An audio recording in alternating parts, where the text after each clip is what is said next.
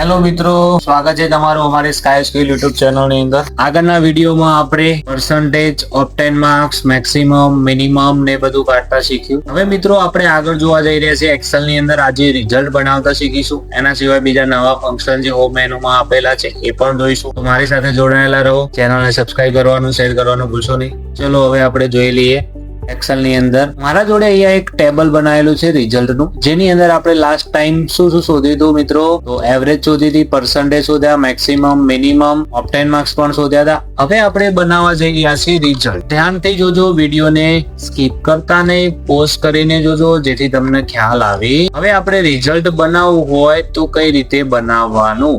હવે રિઝલ્ટ બનાવવા માટે આપણે શું કરીશું? એક કન્ડિશન વાપરીશું. જો કે આપણે ફોર્મ્યુલા મેનુની અંદર તો શીખવાના છીએ, પણ અહીંયા હું તમને કહી દઉં કે રિઝલ્ટ બનાવવું હોય તો કઈ રીતે બનાવવું. જેમ કે મારે અહીંયા ઇફ કન્ડિશન નો યુઝ કરશું આપણે મિત્રો. તો મેં અહીંયા ઇક્વલ ટુ ઇફ લઈ લીધું, બ્રેકેટ સ્ટાર્ટ કરી દીધો. હવે રિઝલ્ટ એના ઉપરથી બનાવવું પડે આપણે? એવરેજ કાં તો પર્સન્ટેજ ઉપર. હવે હું અહીંયા ઉદાહરણ લઈ લઉં એવરેજ નું, કે એવરેજ પરથી મારે રિઝલ્ટ તૈયાર કરવું હોય તો કઈ રીતે તૈયાર કરવું. તો પહેલા તો સૌથી પહેલા અહીંયા લઈ લઈએ એવરેજ ના સેલ નું એડ્રેસ. લઈ લીધું મિત્રો એવરેજ ના સેલ નું એડ્રેસ. હવે હું અહીંયા લઈ લઉં ગ્રેટર ધેન લઈ લઉં ને અહીંયા લખી દઉં 70.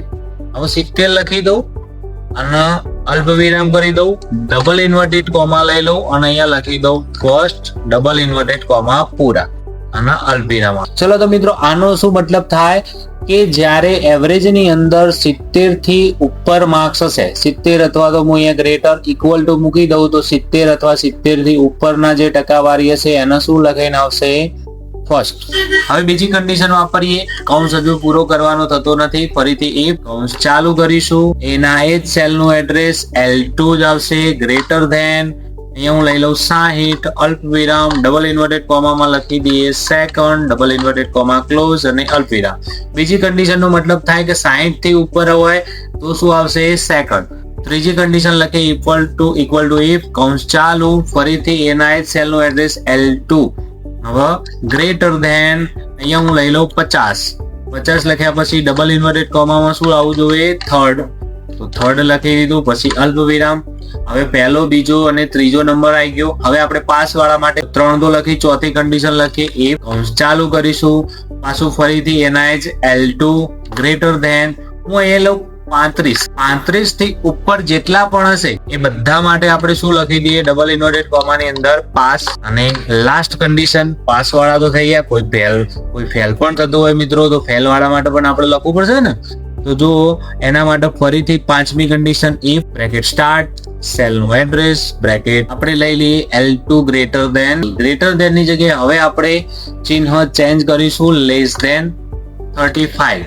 મતલબ કે જ્યારે કોઈને 35 થી નીચે માર્ક્સ આવેલા છે એના માટે આપણે કન્ડિશન મૂકી દીધી ફેલ.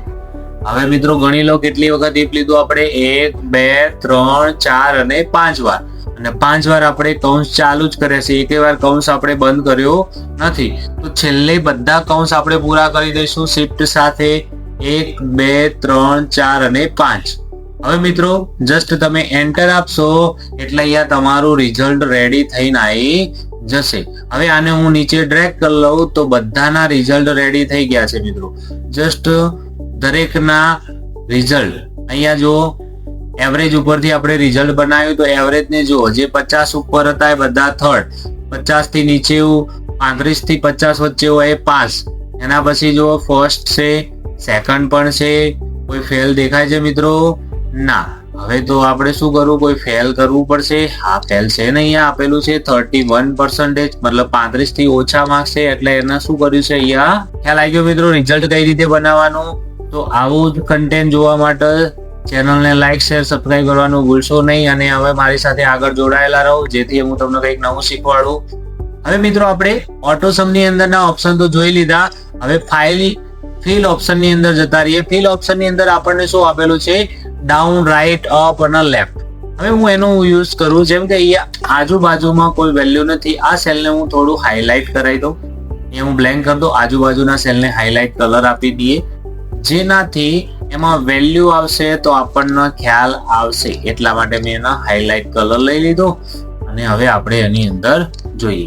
ચલો મિત્રો, આ સેલ જે બ્લેન્ક સેલ છે એની અંદર મારે આજુબાજુના સેલની વેલ્યુ લાવવી હોય તો શું કરું, એ સેલની અંદર ક્લિક કરી દઈએ, ફિલની અંદર જવું અને હું ડાઉન પ્રેસ કરું તો શું થયું, ઉપરના 59 નીચે ડાઉનમાં આવી ગયા. એમાં જઈને હું રાઈટ પ્રેસ કરું તો બાજુવાળા 57 આવી ગયા.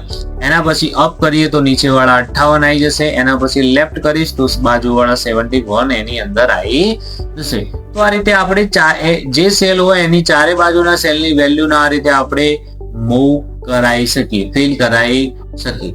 એના પછી આપણને ઓપ્શન આપેલો છે મિત્રો સિરીઝ. સિરીઝનું કામ શું?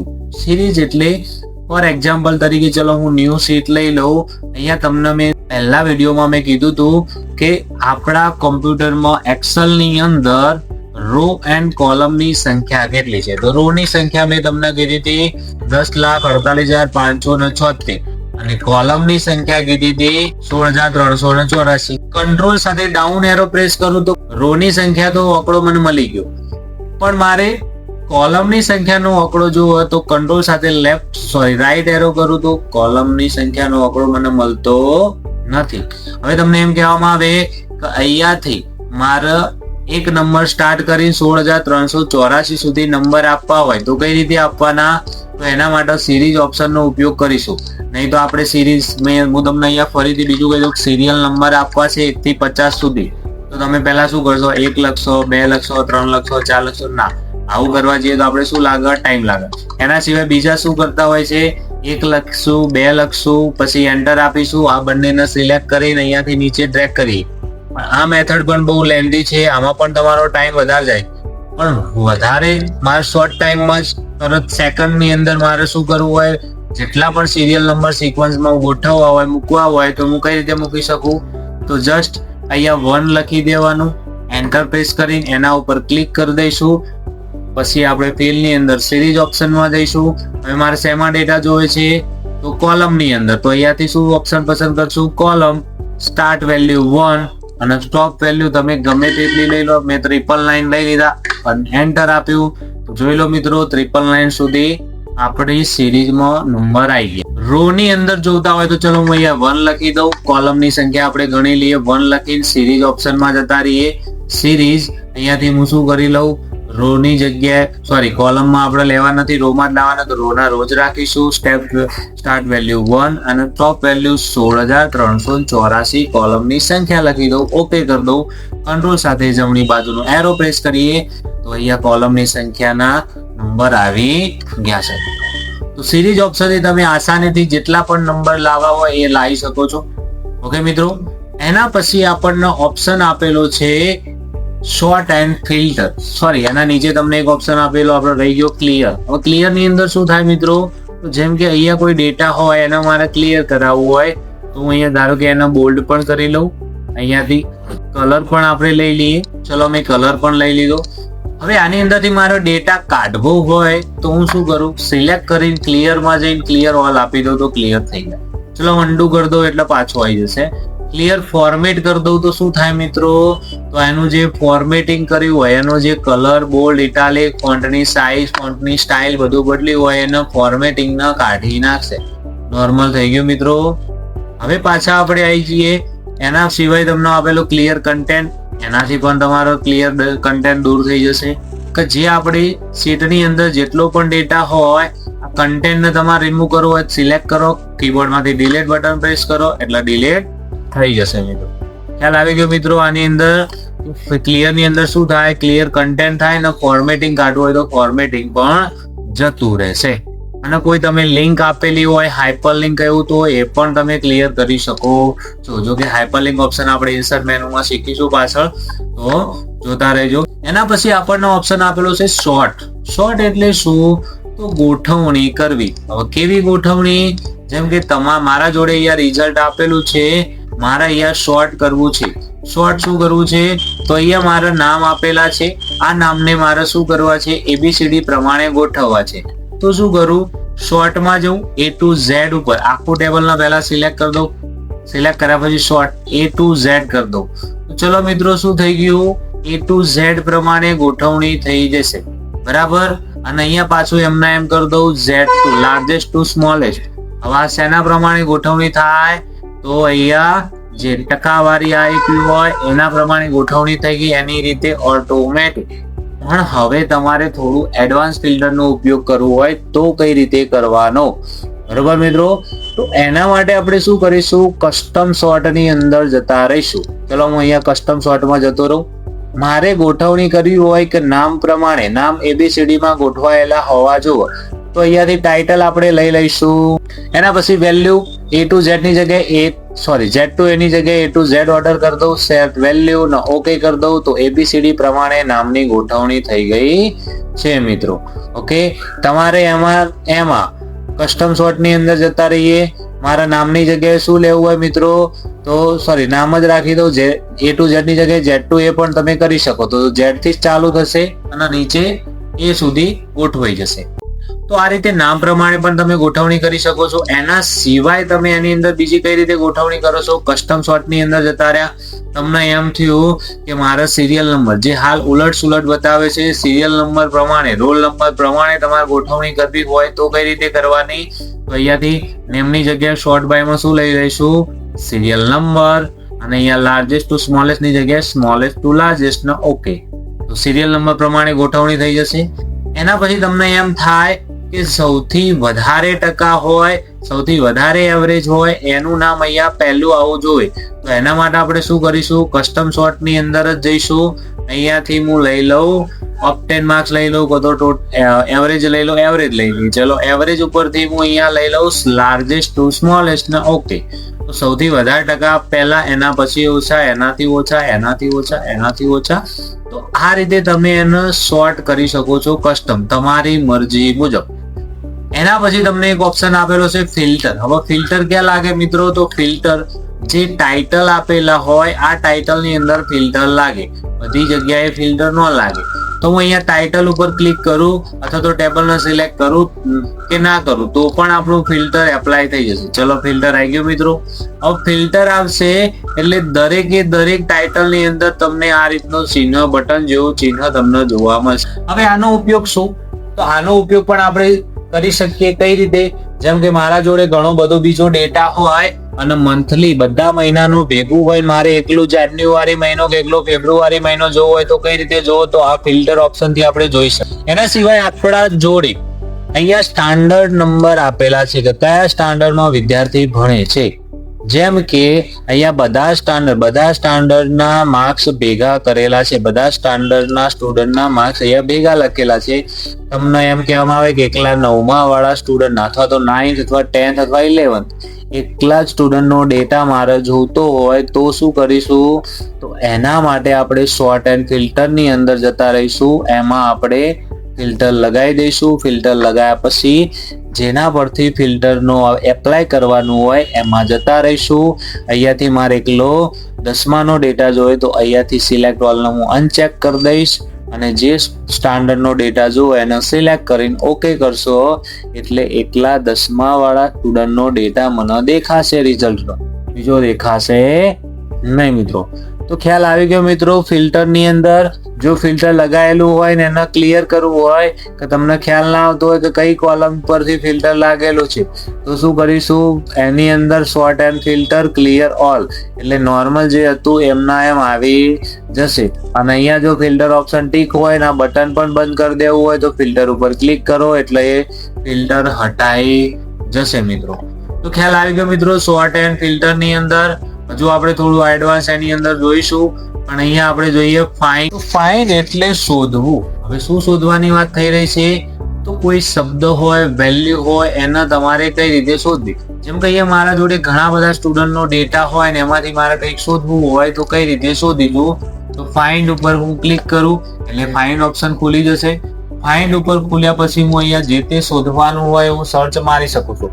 જેમ કે મારે અહીંયાથી નામ શોધવું છે, ચલો અને જસ્ટ ફાઇન્ડ નેક્સ્ટ કરી દઉં તો જે જગ્યા ઉપર યકીન નામ હશે એ જગ્યાનું અહીંયા તમને બતાવી દેશે, ફાઇન્ડ થઈને આવી જશે. હવે તમને એમ થાય કે કોઈનું નામ ભૂલથી ખોટું લખાઈ ગયું હોય, કોઈના માર્ક્સ ખોટા લખાઈ ગયા હોય તો એને રિપ્લેસ કરવા હોય અથવા કોઈનું સ્ટાન્ડર્ડ નંબર ખોટું બદલાઈ ગયું હોય અથવા તો તમારે 10માના સ્ટુડન્ટના નામ નતા લખવાના, દરેકના દસમાની જગ્યાએ મારે કોઈ બીજું લખવાનું હતું તો શું કરશું, તો એના માટે આપણને ઓપ્શન આપેલો છે રિપ્લેસ. તો રિપ્લેસ ઉપર ક્લિક કરીશું અથવા તો એની શોર્ટકી શું આપેલી છે, Ctrl+H. હવે શું કરશું, રિપ્લેસ ઓપ્શન ખોલ્યા પછી તમને એમ થયું કે જે 10મા સ્ટાન્ડર્ડના સ્ટુડન્ટ છે એની જગ્યાએ તમારે લખવાનું હતું કે 8 સ્ટાન્ડર્ડ. 10મા વાળાએ કોઈ એક્ઝામ આપી જ નથી, એમના કોઈ માર્ક્સ જ નથી, ભૂલથી આપણે એ 10મું સ્ટાન્ડર્ડ લખી દીધું હોય તો 10માની જગ્યાએ 8મું લખવા જઈએ, એક સેલનો સુધારો કરવા જઈશું તો ટાઈમ લાગે. તો આપણે શું કરીશું, તો અહીંયા જે ફાઇન્ડ આપેલું છે ફાઇન્ડ ની અંદર આપણે લખી લઈશું 10th અને નીચે રિપ્લેસ કરવાનું હોય, રિપ્લેસ ની જગ્યાએ હું લઈ લઉં 8. પહેલા ફાઇન્ડ કરવું હોય 1 ના ફાઇન્ડ કરો અને રિપ્લેસ કરો, એક રિપ્લેસ થઈ જાય. પણ હું રિપ્લેસ ઓલ આપું તો શું થશે મિત્રો, જેટલી વાર 10th હતું એટલી વાર 8 આવી જશે મિત્રો. તો ખ્યાલ આવી ગયો મિત્રો. તો આપણે 10માની જગ્યાએ આપણે શું કરી દીધું મિત્રો, તો 8 કરી દીધું. ખ્યાલ આવી ગયો મિત્રો. હવે આપણે ફાઇન્ડ રિપ્લેસ શોધી લીધું, એના પછી તમને ઓપ્શન આપેલો છે ગો ટુ મિત્રો. હવે ગો ટુ થી શું કરી શકાય, તો આપણે વર્ડની અંદર શીખ્યા હતા કે ગો ટુ ની અંદર આપણા જોડે 100 200 500 પેજ હોય ને એમાંથી ગો ટુ ઓપ્શનનો ઉપયોગ કરીને આપણે શું કરતા હતા, તો જે તે પેજ નંબર ઉપર આસાનીથી જઈ શકતા હતા. પણ આની અંદર શું આપેલું છે, તો ગો ટુ આપેલું છે, ગો ટુ સ્પેશિયલ આપેલું છે. તો ચલો હું તમને અહીંયા બતાવું. ગો ટુ ઉપર તમે ક્લિક કરશો એટલે તમને અહીંયા શું આપેલું છે, તો રેફરન્સ તમને માંગે છે. હવે રેફરન્સ ની અંદર શું આપવું પડે, તો આપણે એના માટે જઈશું સ્પેશિયલ ની અંદર. સ્પેશિયલ ની અંદર જશો એટલે શું આવશે, કાં તો તમે ડાયરેક્ટ ગો ટુ સ્પેશિયલ ની અંદર પણ જઈ શકો છો. હું શું કરું, અહીંયા થોડું ઝૂમિંગ તમને ઓછું કરી દઉં અને અહીંયા થોડી સ્પેસ આપી દઉં, જેનાથી તમને થોડો આઈડિયા આવી જશે આઈ થિંક કઈ રીતે આનો યુઝ આપણે કરવું. હું ઝૂમિંગ ઓછું કરી દીધું છે. ઝૂમિંગ ઓછું કર્યા પછી હું તમને અહીંયા બતાવું go to special. Go to સ્પેશિયલમાં જઈશું. હવે આપણે નોટ્સ તો કોઈ આપી નથી, મારે કોન્સ્ટન્ટ વેલ્યુ જોવો કે કોન્સ્ટન્ટ વેલ્યુ આમાંથી કઈ છે અને કઈ વેલ્યુ ફોર્મ્યુલાથી આવે છે. તો એ શોધવા માટે આપણે ગો ટુ સ્પેશિયલમાં જઈને કોન્સ્ટન્ટ ઉપર ક્લિક કરીએ એટલે કોન્સ્ટન્ટ વેલ્યુ જે તમે જાતે ટાઈપ કરીએ છે એટલો ડેટા તમને અહીંયા હાઇલાઇટ થઈને બતાવશે. ખ્યાલ આવે મિત્રો, કે જેની અંદર તમે વેલ્યુ કંઈક ઇન્સર્ટ કરી છે, ભલે ને સ્પેસ આપી, આપણે અહીંયા સ્પેસ આપી તો પણ હાઇલાઇટ થઈને બતાવશે. એના સિવાયનો ડેટા કયો છે, ફોર્મ્યુલાથી આવે છે એ રહ્યો. હવે આપણે બીજું જોઈએ, ફરીથી હું ક્લિક કરી દઉં ફાઇન, ગો ટુ સ્પેશિયલ, અહીંયાથી ફોર્મ્યુલા, કે જે ડેટા ફોર્મ્યુલાથી આવતો હોય એટલો હાઇલાઇટ કરીને બતાવો. તો અહીંયા જે ડેટા આવે છે એ ફોર્મ્યુલાથી બતાવે છે હાઇલાઇટ થયેલો. એના સિવાય બીજો ઓપ્શન તમને આપેલો છે કે બ્લેન્ક, કયો ભાગ બ્લેન્ક, જ્યાં તમે કશું લખ્યું ના હોય, બ્લેન્ક એરિયા કયો છે. જેમ કે હું આને સિલેક્ટ કરીને ડિલીટ કરી દઉં તો આટલો ભાગ બ્લેન્ક, તો આપણને ખ્યાલ કઈ રીતે આવે કે આ ભાગ બ્લેન્ક, તો ગો ટુ સ્પેશિયલ, અહીંયાથી બ્લેન્ક અને ઓકે. તો જેટલો ભાગ બ્લેન્ક હશે એટલો હાઇલાઇટ થઈને તમને બતાવશે. તો ખ્યાલ આવી ગયો મિત્રો. ગો ટુ સ્પેશિયલ ની અંદર આપણે શું શું જોયું, કોન્સ્ટન્ટ, ફોર્મ્યુલા અને બ્લેન્ક. બીજા ઓપ્શન આપણે આગળ જોઈશું. એના માટે તમારે અમારી ચેનલ સાથે જોડાયેલા રહો. ચેનલને લાઈક, શેર અને સબસ્ક્રાઇબ કરવાનું ભૂલશો નહીં. હવે જે ગો ટુ સ્પેશિયલ ની અંદર જોયું એના જ ઓપ્શન તમને અહીંયા બહાર પણ આપેલો છે, ફોર્મ્યુલા. ઓકે મિત્રો, ફોર્મ્યુલા ઓપ્શન, ફોર્મ્યુલા કઈ છે. એના પછી તમને નોટ્સ, તો નોટ્સ આપણે કોઈ આપી નથી એટલે બતાવશે નહીં. એના પછી તમને કન્ડિશનલ ફોર્મેટિંગ આપેલું છે. તો કન્ડિશનલ ફોર્મેટિંગ ની અંદર જો મેં કન્ડિશનલ ફોર્મેટિંગ આપ્યો, ચલો હું તમને અહીંયા કન્ડિશનલ ફોર્મેટિંગ થોડું બતાવી દઉં કે હું આટલા સેલની અંદર કોઈ કન્ડિશનલ ફોર્મેટિંગ આપી દઉં.